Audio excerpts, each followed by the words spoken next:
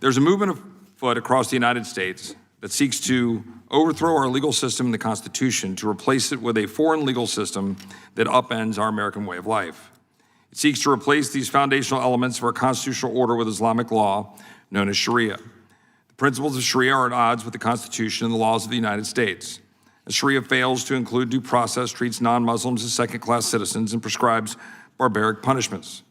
All the while, polygamy, misguided corporal punishment for perceived violations of Islam, and acts of violence and terrorism on behalf of Sharia are permitted by its adherents. Sharia encourages violence, silences dissent, rejects religious freedom, and subjugates women and children. Let's be clear. This is not about having the freedom of worshiping a religion of one's choosing, such as Islam, but forcing a foreign legal code that is incompatible with our laws and legal system that provides unwanted consequences to the American people. It's everything we've fought against for more than 250 years. Thomas Jefferson recognized this problem at the beginning of the 19th century when he confronted Islamists in the Barbary Wars to keep trade lanes open and end Islamic religious slavery. When envoys and future presidents, John Adams and Thomas Jefferson, inquired by what right the Islamic Barbary states preyed upon American shipping, enslaving both crews and passengers, America's two foremost envoys were told by Tripoli's ambassador, quote, "It was written in the Quran that all nations who should, quote, not have acknowledged their authority were sinners, that it was their right and duty to make war upon whoever they could find, and to make slaves of all they could take as prisoners, and that every Muslim who should be slain in battle was sure to go to paradise," end quote.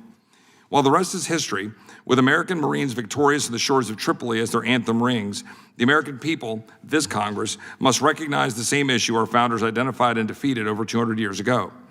Islamists are forcing their legal code onto non-believers by violence or the threat of it by any means necessary.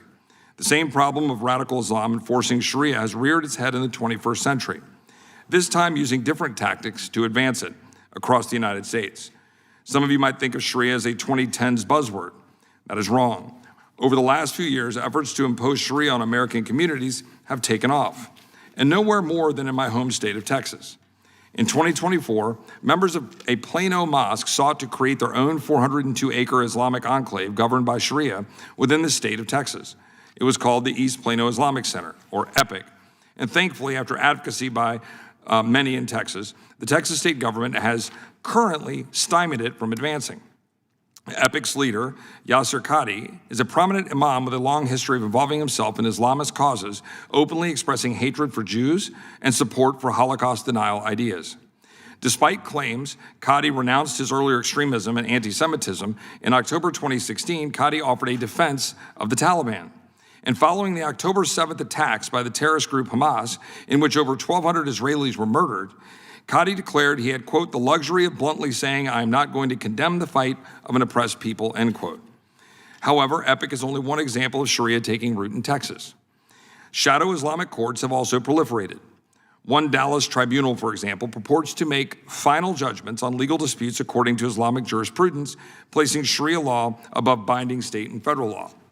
Both EPIC cities and Islamic tribunals are repugnant to the spirit of the Constitution, which guarantees religious freedom and confirms that federal law is supreme.